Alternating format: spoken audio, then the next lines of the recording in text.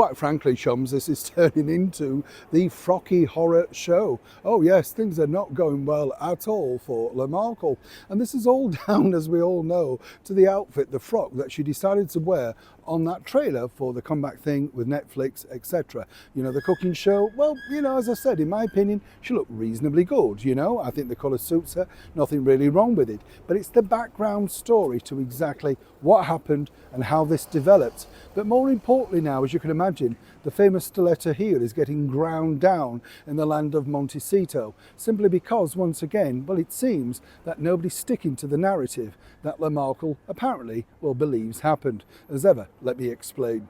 Hi, welcome back. Good to see you. Thank you so much as ever for joining me today. I don't know if you've ever had that situation where, you know, you've got an outfit, you know what I'm saying, and suddenly it becomes the talk of the venue, doesn't it? It could be something like you've turned up at a wedding in the same thing that somebody else is wearing, you know, the sort of thing I mean.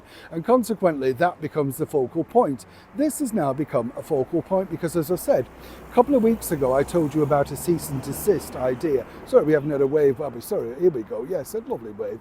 Thank you so much as ever for your time and for joining me. This is just getting beyond really messy, to be honest, right? Simply because, as you know, Meghan wore this outfit, and this was an outfit that she wore for the variety shoot in 2022.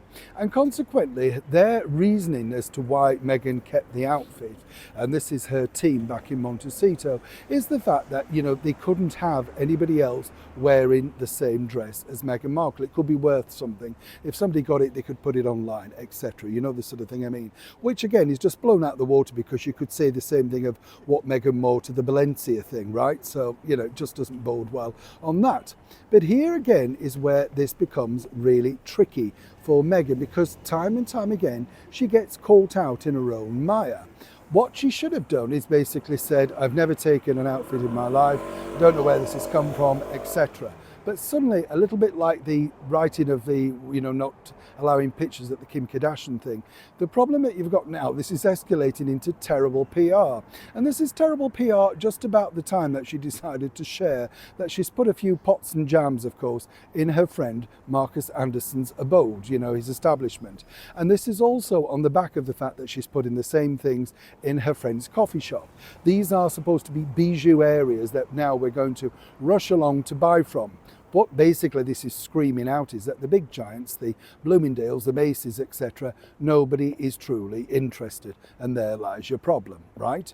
The second problem that you have with this is this. You see, Meghan and her team were hoping that the likes of The Cut, which also provided, you remember The Cut, which is a supplement of a New York newspaper a couple of years back, they also provided a number of outfits for Meghan to wear, right? And of course, Variety had a number of outfits for Meghan to wear. And the bottom line is, I've been told from an excellent source that the team have already been on because they want either Variety or The Cut to back up this particular situation. Now, given the fact that the likes of Condé Nast, you know, Vanity Fair have all done these hit jobs on Meghan and Harry, it's difficult to find a major publication that's willing to come out and be that supportive. But Meghan believes that if, say, Variety was to come out and say, no, we very much said, you know, that she could keep the outfits, or, you know, we were more than happy for her to wear them, etc., that would put the story to bed. Likewise, The Cut. The problem, if you remember, is she fell out with the person at The Cut, so they have no real inclination to be supportive. Variety, at the time of recording this, and I contacted them, have simply said no comment. So basically, they're not really willing to go on record either way, you understand. So this really leaves this story up in the air. Meghan has a choice to either get hold of the journalist that allegedly started this story and go down a legal path to get it all refuted, or just hope it will all blow away. But these are the stories that are really engulfing her brand awareness, her entrepreneurial skills, her personality, whatever you want to call it, because these are the ones that truly stick. And right now, both The Cut and Variety have remained, well, resoundingly silent. And this is not going very well, as you can imagine, in the land of Montecito. Now, as for Prince Harry and Dior, it was very clear, if you remember, they were more than happy to supply Prince Harry's suit alongside his return back to the United Kingdom for His Majesty the King's coronation, which of course they ploughed on social media, and Harry made sure that many of the photographers saw that he was in Dior. You get the picture. Meghan, of course, has never openly promoted a brand like that, but she could learn even on this occasion from her husband and save all of this bother and negative headlines that are simply still swirling around the world.